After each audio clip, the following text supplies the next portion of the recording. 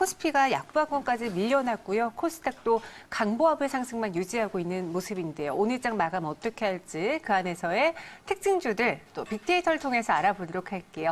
엠비에고드 박준환 매니저 나와 함께합니다. 안녕하세요. 네, 안녕하세요. 반갑습니다. 네, 반갑습니다, 매니저님. 오늘 시장 이야기 앞서 좀 들어봤는데 상승 추세는 남아있지만 경계감 때문에 조금 우리 투자자분들이 어려워할 만한 시점이거든요. 그래서 저희가 빅데이터 통해서 여러 가지 종목들 이야기해봤잖아요. 박준환 매니저가 소개했던 종목들 리뷰 좀 빠르게 들어볼게요. 네, 알겠습니다. 한번 종목을 한 3종목 정도 한번 리뷰를 해볼 건데요. 네. 4월 17일 날 했던 제너리 한번 보도록 하겠습니다. 네. 제너리가 계속 가고 있네요. 계속 가고 있는데, 목표가를 제가 한 10,000원 정도인가, 만원대가 아마 1차였을 거예요. 그리고, 2차가 12,000원대였는데, 일단 10,000원대면 1차 목표가는 달성을 했네요. 그렇게 보시면 되겠고, 아직 실적이 나오지 실적은 나왔죠. 실적은 나왔는데, 2분기 실적이, 더 좋게 나오겠죠. 1분기 때 많이 팔렸으니까. 그렇게 보시면 되고요. 제너레이, 강소 작은 기업이지만 세계적으로 상당히 디텍터에서 기술력 있는 기업이다. 그렇게 보시면 되겠고요. 굳이 수익을 최소화시킬 필요는 없을 것 같아요. 한 18% 정도 수익권인데 계속 밑에서 잡으신 분들은 홀딩 하시면 될 것 같습니다. 그리고 5월 6일 날, 제가 공개드렸던 NPD.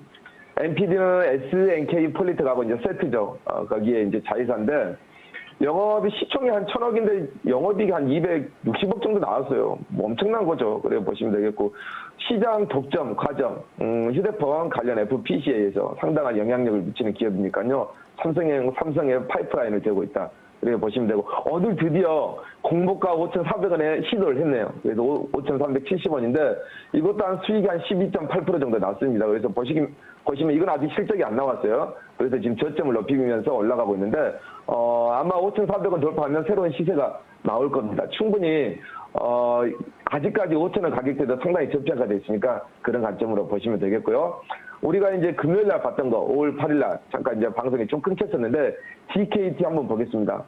DKT는 이제 삼성하고 애플 두 쪽에다가 이제 공략을 하고 있죠. 사실 삼성하고 애플은 이게 앙숙이거든요. 휴대폰 이게 경쟁 업체이다 보니까. 그래서, BH라는 회사가 DKT를 상장을 시켜서 삼성을 공략하고 있으니까 그 부분 아직 실적 안 나왔는데 추세적으로 꾸준히 가고 있습니다. 가고 있는데 이것도, 다른 종목에 비해서 아주 올라온 흐름이 더디고 있지만, 12,500원까지는 충분히 실적 대비 저평가 됐다. 그렇게 보시면 되겠고요. 앞으로 뭐 코로나19 관련해서 좀 지나가게 되면 뭐 이태원 관련 막 확진자 늘었지만 상대적으로 반도체 종목들 덜 올라왔으니까 앞으로 순환매를 한번 기대해봐도 될 것 같습니다. 네, 빅데이터는 알고 있다로 꼽아드렸던 3가지 종목 리뷰 들어봤습니다. 그럼 오늘 시장으로 다시 돌아올게요.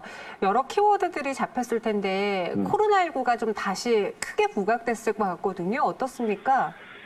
예, 좀 의도치 않았죠. 상당히 뭐 조용했었는데 계약도 할 것 같고 네. 어느 정도 이제 또 외부 그 활동도 많이 이제 독려를 했었는데 뭐 예기치 않는 상황이었는데 어쩔 수가 없는 거죠. 뭐 클럽에서 일어난 거니까 그런 부분 역학조사를 통해서 또 정부에서 꼼꼼하게 진행을 할 것으로 보입니다. 그래서 너무 걱정할 필요는 없을 것 같고요.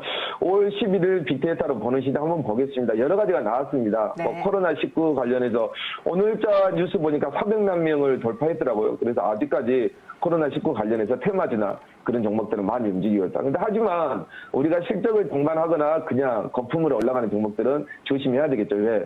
한 200~300% 정도 간 종목들은 항상 트레이딩 관점으로 접근하시기 바랍니다. 그래서 원격 의료도 나오고 오늘 온라인 교육주들 상당히 좋아요. 거의 다 이제 끝나갈 무렵에 갑자기 이제 복병이 생겨서 온라인 등교가 이제 오프라인 등교가 좀 이렇게 연장될 수 있는 그런 기사가 계속 나오고 있는데 그럴 가능성이 큽니다. 왜냐하면 어린애들은 또 이런 바이러스에 취약하니까요. 그런 관점으로 보시면 되겠고 거기에 관련된 종목들은 저기 아이스크림 애드나 여러 가지 메가엔디나 뭐 많은 탄력성을 보여주고 있고요.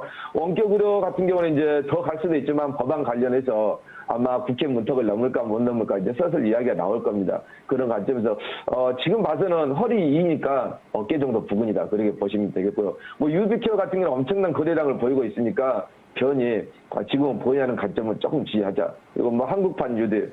어제 이번 주말에 그 문재인 대통령께서 이제 가장 취임사 3주년 되면서 말씀드렸던 강장 강조했던 게 일자리였죠. 그래서 한국판 뉴딜. 이런 부분 되려면 어떻게 해야 될까요? 일자리에 관련된 그런 산업을 부흥을 시켜야 되겠죠. 그래서 우리나라가 반도체로 수출로 많이 먹고 사는 나라이기 때문에 거기에서 일자리를 가장 많이 만들지 않을까 그렇게 보도록 하겠습니다. 네, 오늘의 검색 키워드. 사실 저희가 이 빅데이터를 뽑아서 그 종목을 고르는 것도 한국판 뉴딜과 같은 비슷한 원리이잖아요. 이런 쪽으로 이제 많은 시장 흐름이 이어질 것이다 때문에 투자자분들이 관련 종목들을 사고 있는데, 그럼 우리도 어디에 집중을 할지 단 한 종목으로 빅데이터 뽑아주시죠. 네, 종목을 공개하기 전에 일단 이제 외국이나 유럽이나 미국이나 일본 쪽에서 이제 우리가 수출을 받는 거 있잖아요. 수입을 해오는. 그걸 국산화하면 일자리가 당연히 늘어나겠죠. 네. 거기에 관련된 이제 기업이고요. 이제 많이 좋아졌던 기업보다 앞으로 좋아질 기업. 그래서 제가 한번 준비해 봤습니다.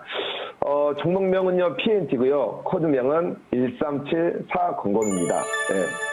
5월 11일 날 선정해냈던 PNT 종목인데 한번 키워드 한번 보도록 하겠습니다. 전반적으로 보면 2차 전지나 IT에 좀 관련된 종목이기도 해요. 우측에 보시면 LS 엔트론, LS 그룹 상당히 크죠? 거기에 덕정 공급을 하고 있고요. 상단에 보시게 되면 롤트롤, 장비 시장의 1위입니다. 이게 뭔지 상당히 중요한 거예요. 이 회사가 1위를 달리고 있는 이 롤트롤 장비 상당히 중요합니다. 그리고 2차 전지, 우리나라 2차 전지 음극재, 양극재 상당히 기술력 탑3 안에 들어가고 있죠. 어떤 부분은 1등도 되고요. 그래서 그런 부분 보시면 될 것 같고, 음극 분리막 소재인데요. 뭐 코퍼, 코팅, 슬리터 장비다. 장비 업체라는 게 확 눈에 띄죠? 네, 보시면 될 것 같고요. 일본, 독일, 국산화. 국산화를 했다는 것은 수입이었던 걸 대체하고 있다. 그런 관점으로 보시면 되고, 하단에 보시면 ESS, 2차 전지, 분리막 음극재, 소재를 만드는 장비 업체다. 이렇게 보시면 되겠습니다. 한번 깊숙이 들어가 보도록 하겠습니다. 보시면요, PNP 향후 성장 추이, 이제까지 실적은 크게 의미는 없습니다. 사실 2017년 대비해서 2019년까지 매출은 2배 늘었어요. 근데 영업이익 보면 좀 줄어들었을 겁니다. 작년까지 줄어들었죠? 대각에서 한 15억까지 늘었는데, 2020년 시장에서 아주 좋은 성적표를 기대를 하고 있어요.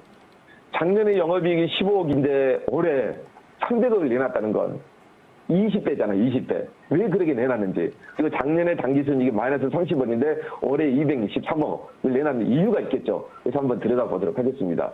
이 회사 같은 경우에는 전기차 배터리에 관련된 장비 업체입니다. 소재를 만들어내는 장비 업체인데, 중국 전기 자동차 시장 전망을 지금 한번 보겠습니다. 엄청납니다. 가파릅니다. 베이징 같은 경우에는 미세먼지나 황사 때문에 거의 운행을 하기도 힘들 정도예요. 그래서 가장 보조금을 많이 지원하는 나라가 중국이라는 거죠. 그래서 중국 같은 경우에는 보조금을 늘렸다 줄였다 합니다. 왜? 외국산 전기 자동차가 많이 수입해 오기 때문에 그런 관점에서 보시면 되겠고요. 아직 보시게 되면 뭐 400만 대 정도 중국 전기 자동차 시장은 지구상에서 가장 큰 시장이죠. 그렇게 보시면 되겠고요. 중국차 시장, 전기 자동차 시장과 함께 같이 생존하고 있다. 보시면 되겠고, 그러면 우리 가장 피부에 와닿는 현대 기아차와 테슬라의 전기차 판매량 추이를 보겠습니다. 여기에 관련된 배터리를 만드는 소재 장비 업체니까요.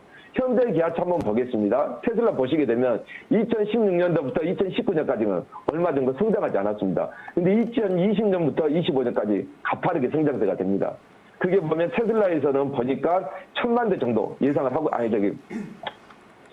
100만 대 정도 예상을 하고 있고요. 현대 기아에는 880만 대 정도 예상을 하고 있습니다. 그만큼 지금 내연 기관차나 이제 디젤이나 휘발유 이제 그 가솔린 자동차들은 상당히 기후 온난화나 기후에 악영향을 미치고 있다는 거죠. 사실 그런 부분 말씀드리고요. 그래서 이런 부분들은 인프라 산업들이라 이런 쪽에서 우리 산업이 투자를 해야 장비 쪽이나 외선 장비 쪽에 국산하면서 투자를 해야 일자리가 많이 생긴다는 거죠.